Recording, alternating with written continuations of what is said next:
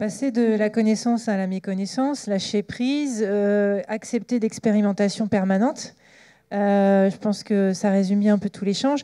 J'ai envie de proposer à ce que les gens qui sont ici, est-ce que vous avez des questions? Est-ce que vous avez envie de réagir à ce que dit Pierre?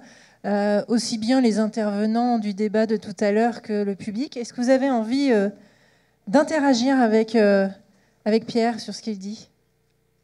Ouais, Dorothée?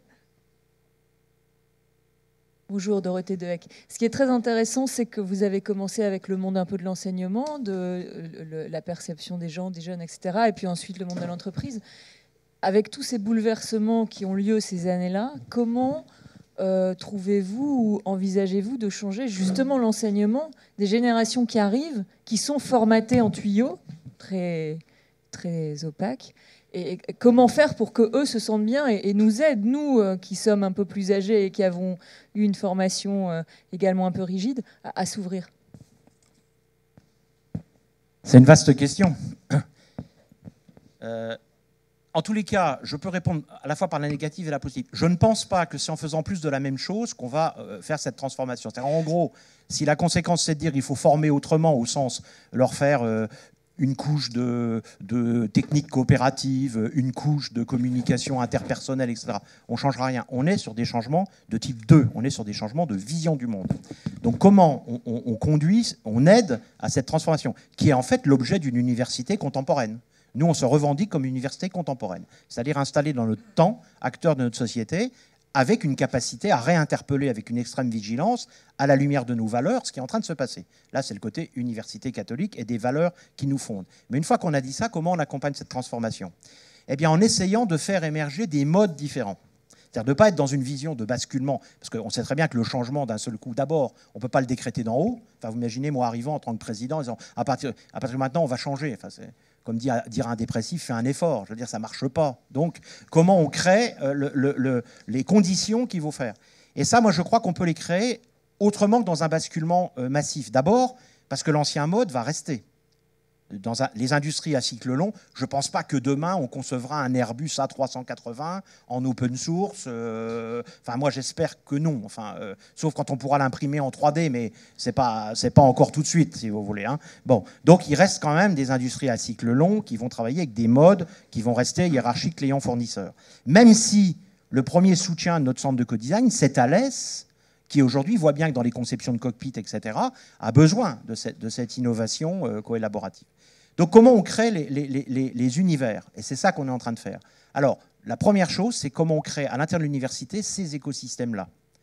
Et vous avez par exemple les ADICODE, c'est une rupture, et on lance les ADICODE, on lance le Living Lab Humanicité, on lance un certain nombre d'innovations pédagogiques, et notamment un truc qui s'appelle Co-Design ton emploi. Parce qu'une des convictions qu'on a, c'est que, y compris le cycle traditionnel de la formation, est en train lui-même d'être interpellé par le mode maillé coopératif. Je m'explique. Comment on pensait la formation de l'université? On la pense comme un processus linéaire, on est aussi des roadmappers.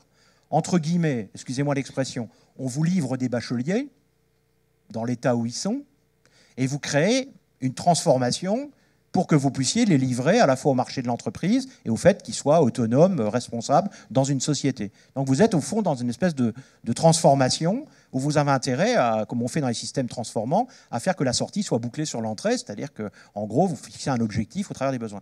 Sauf que ça, c'est le mode d'hier. C'est le mode client-fournisseur. Le mode de demain, c'est quoi?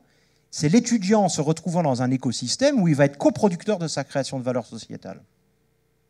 C'est-à-dire que dans les ADICODE, on le voit bien, les ateliers d'innovation du co-design, qui sont des écosystèmes dans lesquels on va mettre des enseignants, des étudiants, des chercheurs, des entreprises, on voit bien que les entreprises nous disent « Moi, ce qui m'intéresse dans votre truc, c'est pas de venir sous-traiter un projet d'innovation. Ça, moi, il y a des tas d'écoles d'ingénieurs qui font des projets. Comment on peut créer un écosystème qui vont faire que les étudiants vont être eux-mêmes coproducteurs d'idées d'innovation et vont venir créer le business sous forme de spin-off, de start-up ou à l'intérieur de l'entreprise, parce qu'ils vont être co-créateurs de valeur. Et on voit que quand on met les jeunes dans une dynamique comme ça, ils n'ont plus forcément la référence à l'emploi qu'on avait nous. Ils ont une autre façon de faire. Il y a des jeunes qui disent aujourd'hui, moi, l'emploi tel que vous me le proposez, ça ne m'intéresse pas. Moi, excusez-moi l'expression, venir m'emmerder 8 heures, machin, gardez-le, votre emploi. Sauf que, ah oui, mais vous savez, vous n'allez pas avoir les sous pour vivre. Pour faire quoi? pour passer de la phase maison à la phase véranda et terminer par la phase où vous proposez que je fasse autre chose de ma vie. Et donc, la question clé, c'est comment on commence à travailler sur des écosystèmes où l'étudiant devient coproducteur de création de valeur sociétale. Et du coup, il embarque dans son acte de création de valeur toutes ses convictions, toutes ses valeurs. Voilà. C'est ça qu'on commence à faire. Alors ça, ce sont les ADICODE, c'est le Learning Lab qu'on est en train de monter. Luc Pasquier, Aude, etc. sont dans la salle. C'est le Living Lab Humanicité, embarquant des étudiants de médecine, etc., pour commencer à rentrer, à expérimenter, et en même temps à se regarder fonctionner. Donc on a une activité de recherche qui se monte là-dessus. Voilà. Oui, alors je dirige une entreprise et nous avons donc écrasé la hiérarchie, c'est-à-dire éclaté l'entreprise, ça a pris 10 ans, en 6 business units. Puis nous avons écrasé la hiérarchie, c'est-à-dire que nous n'avons plus un dirigeant, mais 4 dirigeants. Nous allons passer à plus que ça, puisque ça s'étale. Alors ma question est, comment accélérer le processus dans l'entreprise, c'est-à-dire est-ce qu'on peut imaginer, en vous écoutant, qu'un jeune pétri de cette nouvelle culture soit intégré dans l'entreprise et que petit à petit, il nous fasse passer à cette culture globale pour toute l'entreprise. Bon, pour expliquer la complexité, on a une filiale à Shanghai, on travaille à travers le monde, et donc cette culture transversale dont vous parlez, il s'agit de l'étendre à tout notre réseau. C'est très complexe. Alors, juste un mot. Là, c'est au consultant que vous, enfin, l'ancien consultant que vous parlez. Juste un mot. Tous ceux je mettrai juste un bémol dans votre approche parce que il ne faut pas sous-estimer le pouvoir des organisations et la capacité de réalignement des jeunes. Ce que je veux dire, c'est que moi, j'ai été dans une entreprise, Orange France Télécom, j'ai beaucoup travaillé à la SNCF, et je ne vais pas parler d'entreprises en particulier, qui ont toutes leurs qualités et leurs défauts, mais vous avez une entropie organisationnelle, et ce n'est pas en y injectant 10-15% de jeunes que vous allez transformer en quelque sorte par le bas votre organisation. Pour que ça marche, il faut plusieurs éléments en même temps. Il faut une volonté forte, affirmée, et qui ne supporte aucune dérogation. C'est-à-dire c'est quasiment néo-brejnevien comme truc, hein, c'est un machin très, très descendant. C'est la conviction du patron. C'est le patron qui dit « je veux changer la culture de ma boîte et voilà pourquoi et voilà où je veux aller ». Premièrement, si vous n'avez pas ça, ce n'est pas les jeunes, eux, qui vont avec leur petite pelle et leur petite pagaie changer l'organisation. 2, il faut désaligner, c'est-à-dire déconstruire et réaligner cette nouvelle modalité l'ensemble de votre hiérarchie, même si vous l'écrasez. D'ailleurs, dans écraser, il peut y avoir des gens qui se fassent écraser, d'ailleurs. Hein. Donc, voilà, il y a tout ça. Donc ça, c'est la deuxièmement. Et troisièmement, comment on crée le mouvement? C'est-à-dire comment on fait comprendre aux acteurs qu'ils ont quelque chose à y gagner. Parce que dans le changement, personne ne va au changement réel s'il n'a pas quelque chose à y gagner. Quand je dis gagner, ce n'est pas forcément que financier. Ça peut être dans la façon de travailler, la façon de prendre du plaisir au travail, etc. Voilà. Si vous n'avez pas... Alors après, vous pouvez injecter des jeunes. Mais sinon, on pouvait mettre 10, 15. Nous, on a été jusqu'à 20% de jeunes dans des services. Le jeune, il n'est pas fou, quoi. Quand il s'est pris deux beignes, voilà, soit il se réaligne, soit il s'en va. Enfin, il ne faut pas attendre de lui qui par le bas, révolutionne l'organisation. Si vous avez ces 4 conditions, là, vous pouvez, à ce moment-là, injecter des jeunes et faire que ça avance. Et aussi, en même temps, ne pas, comme je le disais tout à l'heure, ne pas jouer perdant sur les moins jeunes. Hein. Moi, j'ai vu des quinquas, des gens comme ça, qui sont beaucoup plus connectés, beaucoup plus coopératifs et coélaboratifs que des gamins. Hein. Voilà, donc pas non plus rentrer dans jeune vieux. Voilà, le jeunisme, oui. Oui, bonjour, Monique Tracoun. Vos propos m'interrogent un peu parce que la semaine prochaine, justement, nous participons à une journée de co-design, mercredi prochain. Et là où ça m'inquiète un peu, au travers de ce que vous venez de dire, pour l'accompagnement finalement dans un changement culturel, enfin la manière de voir les choses, nous aurons des participants qui seront à la fois jeunes et moins jeunes. Et je suis en train de me rendre compte que j'ai peut-être pas suffisamment préparé les participants sur la démarche particulièrement innovante hein, qui est donc guidée dans le cadre d'un co-design. Et comment cela se passe-t-il concrètement? C'est au cours de la journée de co-design que la méthodologie utilisée va permettre aux personnes, peu à peu, de rentrer dans un autre mode de réflexion. Oui, ça fait pas mal, docteur, comme traitement. C'est pas douloureux. Vous allez voir, ne vous inquiétez pas. C'est pas douloureux. Par contre, oui, il y a des changements de modalité importants, mais c'est progressif de toute façon. Hein, et puis le centre lui-même est porteur. ce qu'il faut voir, c'est à quel point l'écosystème, l'environnement, regardez, la salle comme on est, suppose quand même qu'il y ait des sachants ici et des supposés sachants là-bas. Bon, même, voilà, on ne sait pas, vous voyez. Bon, donc, la création, enfin, la génération de l'état mental est très importante, donc vous allez voir, ça va bien se passer. Oui, bonjour. Tout à l'heure, vous évoquiez les étudiants entrant à l'université ou dans les grandes écoles, avec cet esprit collaboratif que vous voulez insuffler. Je me posais simplement la question, sachant qu'ils vont être producteurs de valeur de leur parcours pédagogique, est-ce qu'on ne pourrait pas imaginer, là je suis un peu provocateur, qu'ils négocient leur droit d'entrée en fonction de la valeur qu'ils sont amenés à apporter dans le système? Leur droit d'entrée, c'est-à-dire leur... droit d'inscription, par exemple, dans certaines écoles, en disant moi, je pense que je peux apporter tant de valeur, non seulement pour moi-même, mais pour mes camarades. Donc voilà, je pense que moi, mes droits peuvent être réduits de 15%. Par exemple. Bien sûr, bien sûr. Pourquoi pas? On pourrait avoir des modes coopératifs de ce style, ce qui nécessite aussi, d'ailleurs, entre parenthèses, un bouleversement complet, y compris des modèles de conception des systèmes d'enseignement supérieur. Et notamment, vous parlez à un président recteur qui n'a que 1 000 € de l'État pour faire fonctionner son business et qui va chercher le reste avec les dents. Donc on a un modèle économique qui est assez compliqué. Mais on commence à y travailler, notamment, par exemple, dans certains de nos projets, on envisage de faire ce qu'on appelle des jobs étudiants, mais pas pour laver les vitres ou je ne sais pas quoi, mais pour les impliquer, effectivement, pour ceux qui veulent, dans un certain nombre d'activités d'accompagnement d'autres étudiants. C'est expérimenté à l'ISEC, c'est expérimenté dans certaines écoles, et qu'ils aient face à ça une rétribution qui est pareil, qui revient un peu à une ristourne sur la scolarité. Ce qui permet aussi en même temps de respecter les étudiants, parce que vous en avez qui n'ont pas envie forcément d'exercer leur créativité coopérative dans l'espace universitaire. Ils peuvent l'exercer ailleurs, dans des associations, etc. Donc on travaille sur des modèles comme cela. Je voudrais un peu rebondir sur ce que vient de dire notre collègue. En fait, aujourd'hui, on est dans un monde où l'idée a de la vraie valeur. Donc, outre ce qu'on peut comprendre, donc le partage de l'idée dans une même entité, genre une université, une même entreprise, etc. D'ailleurs, dans les contrats de travail, souvent, on a une petite phrase qui dit que vos idées ne vous appartiennent plus, mais appartiennent à l'entreprise. Seulement, aujourd'hui, dans la mesure où l'idée a justement une valeur, puisqu'on peut même la breveter, comment est-ce qu'un système co-élaborateur ou de collaboration participative, eh bien, peuvent survivre en même temps que les brevets, l'argent qu'on va mettre derrière l'idée, etc.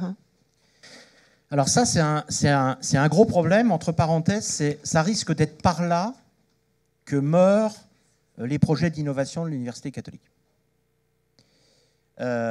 Et d'autres, pas que le nôtre, mais excusez-moi, je m'occupe un peu des nôtres, parce qu'il y a quand même 7000 salariés derrière. Bon. Pourquoi ? Là aussi, je vais vous raconter... vous savez qu'aux États-Unis, contrairement à ce qu'on dit, 80% du licensing et du brevet est produit par des undergraduates et pas par des postgraduates. Or, aux États-Unis, ils ont un système qu'on peut d'ailleurs dénoncer, qui est assez simple. Un undergraduate qui travaille sur un projet d'innovation dans des projets d'écosystème type CARS à Stanford ou autre, il touche $200 et il n'a plus rien à dire tant qu'il est sur son processus de création. Alors moi, je vais vous raconter une histoire. On est en co-design et Orange, Lannion Recherche, dit j'ai envie de travailler avec vous sur un processus collaboratif avec des jeunes sur une innovation. Et donc, je vais financer, puisque tout ça a des coûts, hein, comme je vous disais, moi, on n'a que 1 000 € par étudiant, je vais financer votre séance de co-design, des jeunes, etc. Et ils rentrent dans un processus d'innovation qu'à Orange, mais plein d'autres entreprises l'ont, qui consiste à commencer par de l'innovation externalisée, ensuite ils passent différents jurys, et ensuite vous vous retrouvez en compétition avec l'innovation interne, et à la fin vous passez au marketing stratégique, et là vous pouvez, votre création passe au business avec l'explosante qui permet d'explorer, puis ensuite le passage au business. Eh bien je veux dire, c'est l'une des rares fois de ma vie où j'ai vraiment fondamentalement espéré l'échec. Parce que j'ai 12 ou 14 étudiants qui travaillent et qui sortent une idée, il faut reconnaître, assez géniale. Et cette idée, ils l'explorent, elle passe le premier jury. Là, il reste 4 étudiants. Les autres disent, bon, c'est tout, on a fait ce qu'on a à faire, maintenant, 4 étudiants. Ils passent le deuxième jury. Ils passent le troisième jury. Et ils se retrouvent au jury national pour rentrer au marketing stratégique. Et là, je commence à avoir des mails d'étudiants et de parents qui me disent « Monsieur Giorgini, si cette innovation va au marché et qu'Orange fait 200-300 millions de chiffre d'affaires dessus, qu'est-ce qui revient à mes gamins? Là, je vous assure que j'ai prié pour que ça rate. Hein. Parce que je ne savais pas comment j'allais me sortir de ce truc-là. Moi, j'avais signé des contrats. Vous avez des boîtes qui, quand ils viennent dans le co-design, je passe plus de temps à signer les contrats de confidentialité. Même, il y a des boîtes, si je vous cite simplement leur nom, j'ai déjà 5 ans de prison, avec sursis. Donc, bah oui, c'est la première fois où je me suis dit, pourvu que ça rate. Très honnêtement, comme il y a une vraie déontologie derrière ça, je ne suis pas intervenu auprès du jury, d'ailleurs, je ne vois pas en quoi j'aurais pu intervenir. Heureusement, il n'a pas passé le cap du dernier jury, et ce qui fait qu'il y avait une clause dans le contrat qui disait que si ça ne passait pas le cap, la propriété revenait intégralement aux étudiants, qui ont d'ailleurs créé leur boîte. Voilà. Je pense que ça, c'est le talon d'Achille, c'est-à-dire c'est vraiment ce qui peut faire échouer les adicodes et tous les concepts. On le voit bien autour de la gratuité. La cantine de l'innovation à Paris, qui est une extraordinaire lieu de co-création, tourne autour de la gratuité. C'est-à-dire c'est l'échange communautaire et les échanges sont gratuits. Ensuite, chacun fait son business avec ça. Mais ça marche si vous êtes dans une économie circulaire. Si vous n'êtes pas dans une économie circulaire, ça ne marche pas. Voilà. Or, Adicode, c'est une économie circulaire dans une économie du mode hiérarchique client-fournisseur. Voilà. Ça pourrait donc rater complètement. Non, mais très rapidement. Donc, il y a le processus de collaboration, on mélange un peu tout le monde, on fait sortir des idées. Mais dans le processus, lorsqu'on va au bout, il y a la question du modèle économique, mais également la question de la capitalisation du savoir. On est de plus en plus dans un monde qui bouge, les gens partent et leur savoir part avec eux. Comment l'entreprise crée quand même de la valeur sur ce savoir-là. Donc, tout ce processus de capitalisation, comment vous le mettez en œuvre? Alors là-dessus, on apprend en marchant, c'est-à-dire que d'abord, on a toute la traçabilité, mais c'est une chose, comme on le sait, il ne suffit pas de la garder. Donc on se regarde en marchant, donc on commence à travailler sur cet aspect du knowledge management, en fait, comment on manage la connaissance. Et donc là, il y a une équipe qui travaille autour de Claude Roche et d'une équipe de recherche, qui travaille avec un thésard d'ailleurs de Patrick Condé de HEC Montréal, autour de cette question, d'une part, de la transformation des processus d'innovation et de la question de la capitalisation et de la gestion des connaissances. Ceci étant dit, une fois qu'on a dit ça, c'est loin d'être gagné. Parce que juste si je peux encore 2 minutes raconter une dernière histoire, qui est un échec, qui est l'histoire d'un échec, et qui va vraiment dans le sens dont... bon, mais maintenant, on va prendre des précautions. Des jeunes font une séance de co-design autour d'une personne qui dit, moi je viens, j'introduis le prototype suivant, je jette 15 tonnes de pain par jour. Et je n'ai aucune filière de valorisation, je sais éventuellement recycler 1 tonne, je ne sais pas en recycler plus. Donc il y a 14 tonnes qui partent, ils sont brûlés, etc. C'est 100 € la tonne, hein, pour une boîte comme Auchan, etc., de faire rapatrier. On fait une séance de co-design là-dessus, les étudiants de l'ISA, ils produisent 200 concepts, à la fin ils convergent vers 3 concepts, dont, alors il y en a 2, c'est une éponge complètement biodégradable dont le dos gratteur est fait en plure de courgette, formidable, vous la nettoyez, elle mettez dans votre pot de fleurs, elle se dégrade, elle n'a jamais été produite parce qu'il y avait des gros problèmes derrière de conception, et il reste une conception, c'est de presser le pain en granules pour le brûler dans des chaudières à granules. C'est tout bête, sauf qu'en faisant les simulations, ils s'aperçoivent que le pouvoir calorique est incroyablement fort, et qui sont en dessous de toutes les normes européennes en termes, parce que vous savez que maintenant, vous ne brûlez pas ce que vous voulez, il y a des normes extrêmement précises en termes de pollution. Mais ils se disent, faire des sacs de granules chez Auchan, marqués, fabriqués à partir du pain, vous imaginez dans une société brûler du pain dans notre société, j'ai acheté des granulés pour allumer le barbecue, c'est fait avec quoi? C'est fait avec du pain. Pensez que là, le marketing a intérêt à ramer pour envahir les univers symboliques. Hein, je veux dire, bon. Donc, ils ne savent pas. Et là, un ingénieur de l'ICAM dit, mais moi, je me souviens, il y avait un type, mon grand-père parlait toujours de ce type qui se baladait pour faire de l'alcool, là, les bouilleurs de cru, enfin les alambics, si on faisait une presse mobile. Et ils commencent à concevoir en co-design la presse mobile. Puis ils vont voir Auchan, je leur dis c'est pas inintéressant, mais ils disent oui, on vient, on arrive, on gagne déjà 100 € la tonne, puisqu'on débarque, on vous presse votre pain sur place, on vous fait des sacs. Si vous avez un accord avec un producteur qu'ils ont commencé à avoir de chaudières à granules, y compris qui permet de stocker l'énergie, eh bien, on peut imaginer se balader de cantine scolaire en cantine scolaire, puis s'aperçoit que ça marche aussi avec le marc de café, puis avec d'autres choses.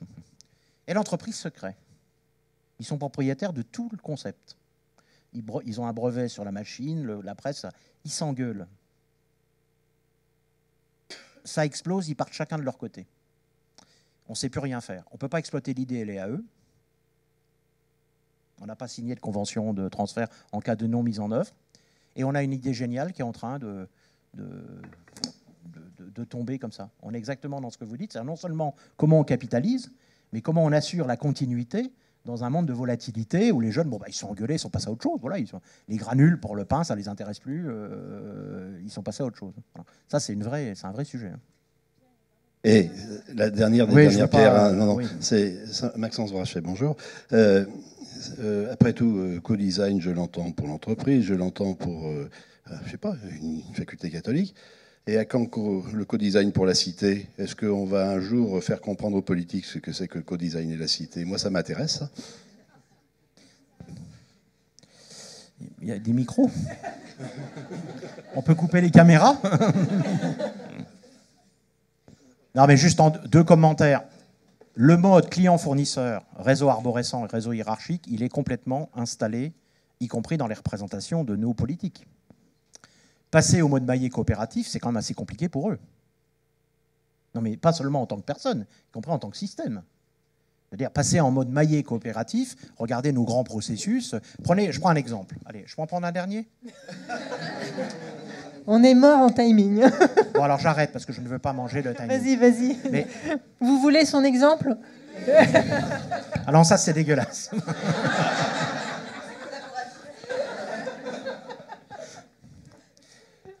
Autonome Lab, Limoges. On a été piqué le responsable. Il est arrivé chez nous. Il s'appelle Stéphane Zoyer. La région la plus vieille la plus âgée de France et à la démographie la plus éclatée. D'accord ?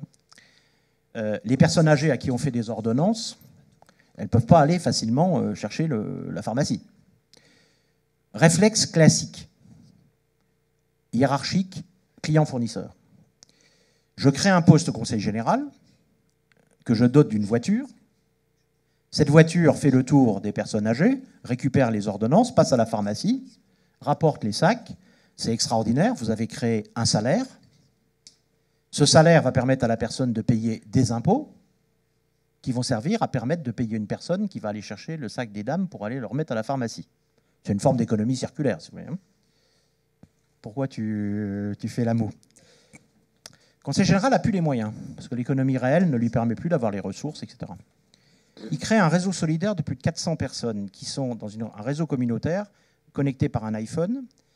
Quand le médecin arrive, il fait l'ordonnance, elle est pluguée, envoyée directement à la pharmacie, et on envoie une demande de mission sur le réseau solidaire. Vous êtes en train de vous balader avec votre machin, votre laisse électronique, demain vous les aurez sur les yeux avec les Google Glasses, hein.